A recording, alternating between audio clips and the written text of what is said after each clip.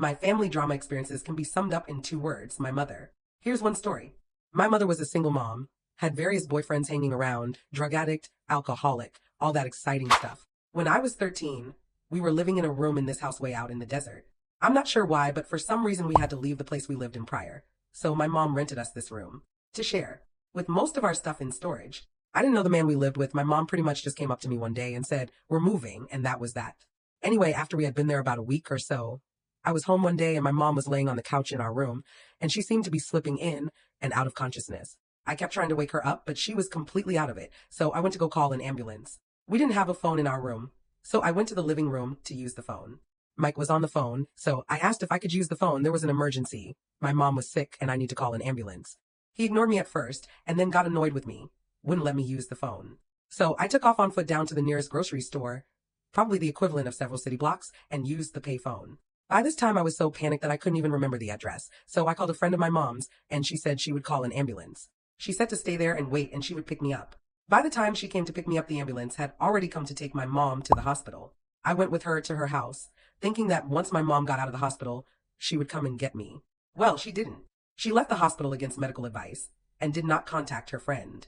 To this day, I honestly don't know what was wrong with her. She has said it was a drug overdose, and then other times she said she had a stroke. She lies all the time, and she's crazier than a loon, so I'm sure I'll never know the truth.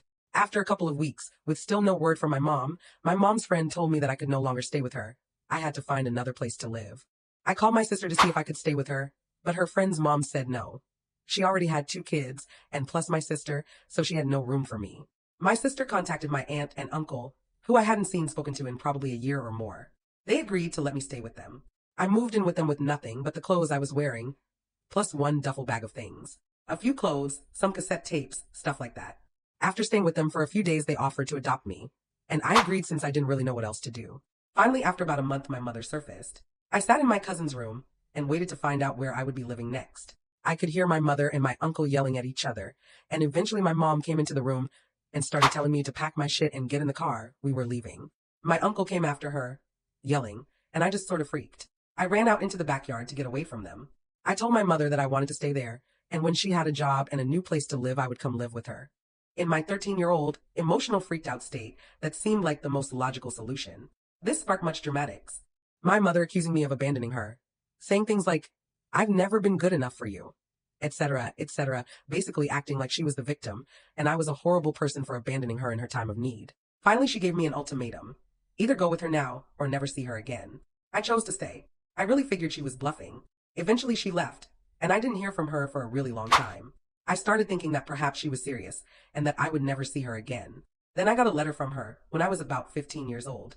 It was about 4 to 5 pages long, and it was all about how she forgave me for abandoning her. I tore it up and threw it away. The drama goes on further, but this is already TLDR material, so I think I'll stop here. Yay for family drama.